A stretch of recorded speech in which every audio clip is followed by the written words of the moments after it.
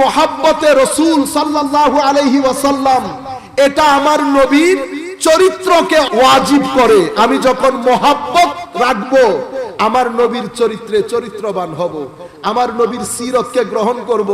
আমার নবী কিভাবে কথা বলেছেন, কিভাবে উঠতেন, কিভাবে বসতেন, আমার নবীর তাবলীগ দাওয়াতের মধ্যে আমার নবী নির্লোভ ছিলেন। কোনো লোভ ছিল?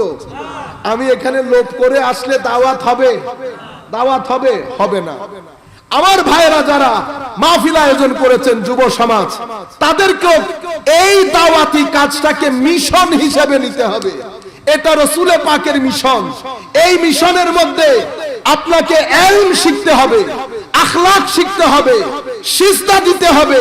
সিজদা ছাড়া, আখলাক ছাড়া, ইলম ছাড়া নবীর এই দাওয়াতি কাজ করা সম্ভব না। যদি সম্ভব হতো আমার নবীর মাধ্যমে হতো। আমার নবীকেও আল্লাহ সবকিছু আজিম করেছেন, কিন্তু তাবলীগে দ্বীনের ক্ষেত্রে আমার নবীর দুইটা জিনিসকে আল্লাহ আজিম বলেছেন। একটা আমার নবীর চরিত্র, আর একটা আমার নবীর ইলম। ইলমের ক্ষেত্রে বলা হয়েছে ওয়া আল্লামাকা মা লাম তাকুন তাআলাম ওয়া কানা ফাদলুল্লাহি আলাইকা আযীমা। আমার নবীর ইলমকে আল্লাহ আযীম বলেছেন।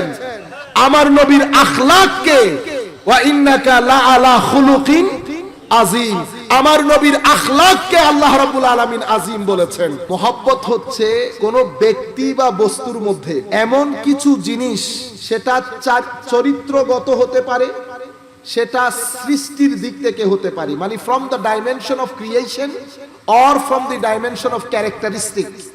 আপনার বৈশিষ্ট্য, আপনার সৌন্দর্য, বা আপনার ভিতরে ডিভাইন কিছু বিষয় আছে, যেই বিষয়গুলোর কারণে আমার ভিতরে আপনার জন্য একটা টান সৃষ্টি হয়েছে। আমি আপনাকে শয়নে স্বপনে অনুভব করছি, কেমন যেন একটা টান বোধ করছি। এমন একটা টান, এটা দেখা যায় না, ধরা যায় না, ছোঁয়া যায় না, কিন্তু এটা এমন একটা ফিলিংস, এটাকে বলে স্টেট অফ ইওর মাইন্ড। এটা আপনার ভিতর জগতের একটা অবস্থা। এই অবস্থা কেন তৈরি হয়েছে?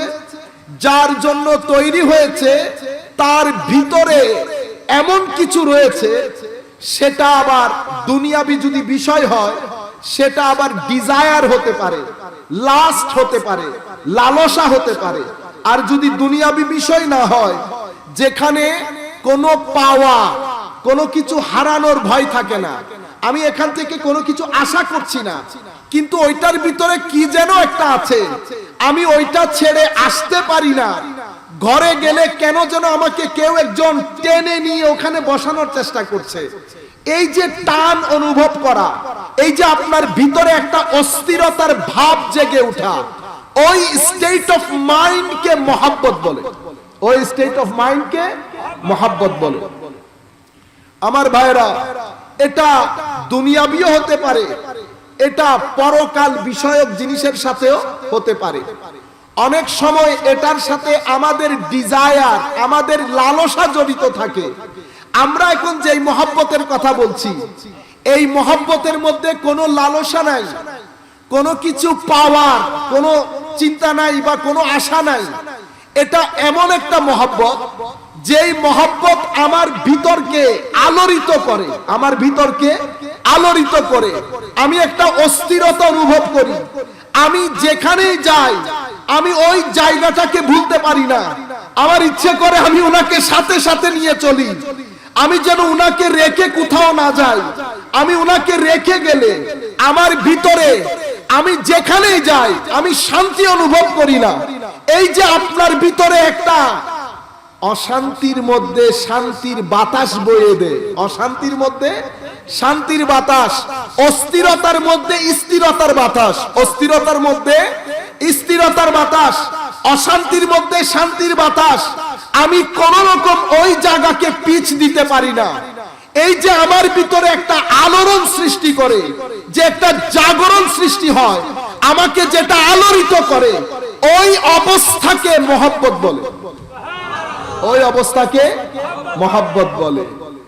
আমার ভাইরা, এই আলোড়িত হওয়া, এটা যদি আমার নবীর জন্য আমাদের ভিতরে সৃষ্টি না হয়, তো আমার নবী বলছে যে তোমরা ঈমানদার হতেই পারবে না। ঈমানদার, এই মহব্বত যদি আমি ভিতরে লালন না করি, তো আমার নবী বলছে আমরা ঈমানদার হতেই পারবো না। এবং এই মহব্বত বিষয়টাকে ঈমানের রুকন করা হয়েছে। কি করা হয়েছে? রুকন, রুকনুল ঈমান, মানে ঈমানের স্তম্ভ। স্তম্ভ যদি ভেঙে যায় ঈমান থাকে? থাকে না। মনে রাখবেন, আমাদের জিন্দেগিতে আমরা যদি তাকওয়া, পরহেজগারি আমাদের জীবনে আমরা যদি অর্জন করতে না পারি, কোরআন হেদায়েত দেবে না, জান্নাত আমাদের জন্য দরজা খুলবে না। বুঝতে পেরেছেন? আমি যদি কোরআন থেকে হেদায়েত নিতে চাই, তো আমার ভিতরে তাকওয়া লাগবে। তাকওয়া কি? তাকওয়া হচ্ছে একটা হিজরত। তাকওয়া কি? একটা হিজরত। আমাদের এখানে অনেকে মাইগ্রেট করে আমেরিকা চলে যায় না? এখান থেকে মাইগ্রেট করে কোথায় চলে গেছে? আমেরিকাতে। তো আমার আমেরিকা যাওয়ার আগে একটা ডিপার্টিং পয়েন্ট আছে, একটা অ্যারাইভিং পয়েন্ট আছে, আছে না? আমি ডিপার্ট করেছি বাংলাদেশের এয়ারপোর্ট থেকে, অ্যারাইভ করেছি জেএফকে এয়ারপোর্ট বা ফ্লোরিডাতে। এখন এটা হিজরত করলাম, এখান থেকে ওখানে হিজরত করলাম। তো আপনি যতক্ষণ পর্যন্ত তাকওয়া অর্জন করার জন্য আপনার ভিতরের এই হিজরত আপনি নিশ্চিত না করবেন, কোরআন আপনাকে হেদায়েত দেবে লাখ আপনি কোরআনকে পকেটে নিয়ে ঘোরাফেরা করেন, কোনো কাজ হবে না। কোরআন পকেটে রাখেন, কোরআন ব্রেইনে রাখেন, মানে মুখস্থ করেন, যেখানেই রাখবেন রাখেন। আপনি কোরআনের পানি যদি ভিতরে আনতে চান, তো আপনার ভিতরে ওই হিজরত আপনি নিশ্চিত করতে হবে, নতুবা কোরআন হেদায়েত দেয়। কিসের হিজরত সেটা? আপনি আমার আল্লাহ নারাজ হন এমন প্রত্যেক কাজ থেকে আমার আল্লাহ রাজি হন এমন প্রত্যেক কাজের দিকে যদি হিজরত নিশ্চিত করতে না পারেন, কোরআন হেদায়েত দেবে না।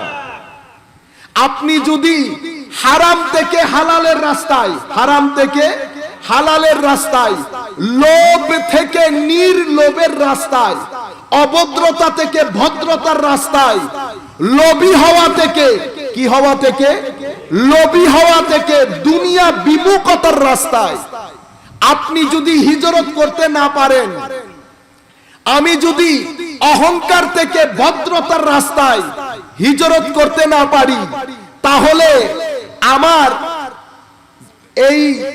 আমার যে সফর, এই সফরের মধ্যে তাকওয়া আসবে না।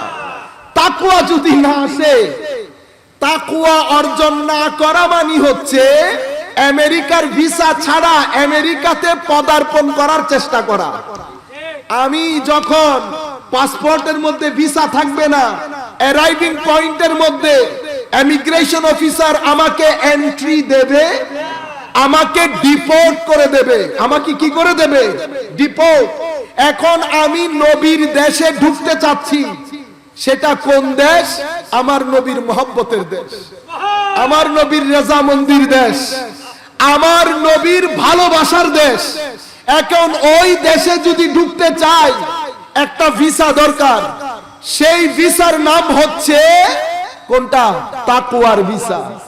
যতক্ষণ পর্যন্ত তাকওয়ার ভিসা না লাগবে, এবং তাকওয়ার ভিসার জন্য এই হিজরত অবশ্যই প্রয়োজন। হিজরত ছাড়া তাকওয়ার ভিসা লাগে না। তাকওয়ার ভিসা ছাড়া আমার নবীর দেশে আমি ইন করতে পারবো না। আপনি এখন টাই স্যুট পরেন, আপনি লম্বা জুব্বা পরেন, আপনি ভাইরাল কি বলেন আপনারা, ওই যে কি বলেন ইউটিউব ভিডিওর মধ্যে যে কি হয়ে যায়, ভাইরাল, ভাইরাল বক্তা হন, আপনি যেই হন, আপনি যেই হন, জেএফকে এয়ারপোর্টে আপনাকে জিজ্ঞেস করলে আপনি যদি বলেন জানেন আমি কে, উনি আপনাকে জানেন কি বলবেন? I don't care who you are. আমার দরকার কি আপনি কে সেটা জানার? I don't care whether you are the minister of Bangladesh or not. I don't care. I need the paperwork. Submit your paperwork, you can get in. If you do not have the paper, go back. Simple is that. আপনার কাছে যদি paper work থাকে তো দেন। আপনি কে সেই পরিচয় আমাকে দেবেন না। পরিচয় দিতে গেলে you will be in the jail. You will be in the jail. আপনি বুঝতে পেরেছেন? যতক্ষণ পর্যন্ত হিজরত করব না ততক্ষণ পর্যন্ত তাকওয়ার পানি আমার ভিতরে আসবে না। তাকওয়ার পানি যদি ভিতরে না আসে, আমার আল্লাহ কি বলেছেন? ওয়াল আকিবাতু লিত্তাকওয়া, ওয়াল আকিবাতু লিত্তাকওয়া। শেষ বিকালে শেষ হাসি হাসবে তারা যাদের কাছে তাকওয়া রয়েছে। হ্যাঁ, তাকওয়ার পানি কারোটা গ্লাসের পানি, কারোটা পুকুরের পানি, কারোটা দিঘির পানি, কারোটা সমুদ্রের পানি। সমুদ্রের মধ্যে সব সমুদ্র কি এক ধরনের? কারোটা প্রশান্ত, কারোটা আটলান্টিক। বুঝতে পেরেছেন আপনারা? কিন্তু তাকওয়ার পানি লাগবেই। তাকওয়ার পানি ছাড়া আপনি এই হিজরত নিশ্চিত করতে পারবেন না। তাইলে হিজরতটা কি? আমার নবী বলছেন আল মুহাজির মান হাজারা মা নাহাল্লাহু আনহু। মুহাজির সেই ব্যক্তি, মানে মাইগ্রেন্ট সেই ব্যক্তি, হিজরত করেছেন সেই ব্যক্তি যিনি আল্লাহর নারাজগি থেকে আল্লাহর রেজামন্দির দিকে হিজরত করবে। এই সফরের মধ্যে যদি আমরা এই হিজরত নিশ্চিত করতে না পারি, আমার নবীর মুখে আমরা হাসি ফুটাতে পারবো না। অশ্লীলতা দিয়ে, অহংকার দিয়ে, অভদ্রতা দিয়ে, লোভ দিয়ে, গীবত দিয়ে, মানুষ ঠকানি দিয়ে, হারামখোরি দিয়ে, ড্রিঙ্কস দিয়ে আমার নবীর মুখে হাসি ফুটানো যাবে না। চাহে লাখ মিলাদ করেন, যতক্ষণ পর্যন্ত আমার নবী যেটা নিয়ে এসেছেন সেটা আমি বাস্তবায়নের চেষ্টা করব না, অন্তত আমার নবীর মুখে হাসি ফুটানো যাবে না। মনে রাখবেন, আমার নবী হাসলে আর শেষে উঠে আমার নবী মুখ কালো করে লাগলে আর সব মুখ কালো করে রাখে। কেন? আমার নবী হচ্ছেন মাজহারে সিফাতে খুদাবন্দি। আল্লাহর সিফাতের দুনিয়ার রূপ হচ্ছে মুহাম্মদুর রাসূলুল্লাহ সাল্লাল্লাহু আলাইহি ওয়াসাল্লাম। আমার নবী খুশি, আরশওয়ালা খুশি। আমার নবী বেজার, আরশওয়ালা বেজার। আমার নবীর অনুকরণ হয়েছে, আরশওয়ালার অনুকরণ হয়ে গেছে। আমার নবীর পেছনে পেছনে গিয়েছেন, আরশওয়ালার পেছনে পেছনে গিয়েছেন। কেন? সবকিছু আমার নবীকে ঘিরে। সেই কারণে আমার আল্লাহ কালমার মধ্যে, নামাজের মধ্যে, প্রত্যেক জায়গায় আমার আল্লাহ আমার নবীকে রেখেছেন। কেন? আমার আল্লাহ নিরাকার, আমার আল্লাহ লাইসা কামিসলিহি শাই, কোনো মেসাল নাই। যেই খুদার মেসাল নাই, যেই খুদার কোনো মিসল নাই, লা জিদ্দা ওয়ালা নিদ্দা ওয়ালা শিবহা ওয়ালা শাকলা, যেই গঠন, আকৃতি, প্রকৃতি কোন দিক থেকে এই খুদার কোনো মত নাই। মাওলা কোনো মত নাই, তো আমরা আপনাকে অনুসরণ করব কিভাবে? আমার কোনো মত নাই, কিন্তু তোমাদের মতো করে একজনকে পাঠিয়েছি, উনি আমার মাহবুব, ওনাকে খুশি করো, উনার সাথে থাকো, আমি এমনিতেই গ্রহণ করে নেব। ওনাকে বাদ দিয়ে বেশি আগে আগে এদিক দিয়ে আসিও না। ইয়া আইয়ুহাল্লাযীনা আমানু লা তুকাদ্দিমু বাইনা ইয়াদাইল্লাহ ওয়া রাসূলিহি। মাওলা, আপনার আগে আগে কেমনে আসবো? আপনার তো লাইসা কামিসলিহি শাই। আমার আগে আসা মানে আমার নবীর আগে আসা। বস নবীর সাথে থাকো। আমরা কি বলতে চাচ্ছিলাম?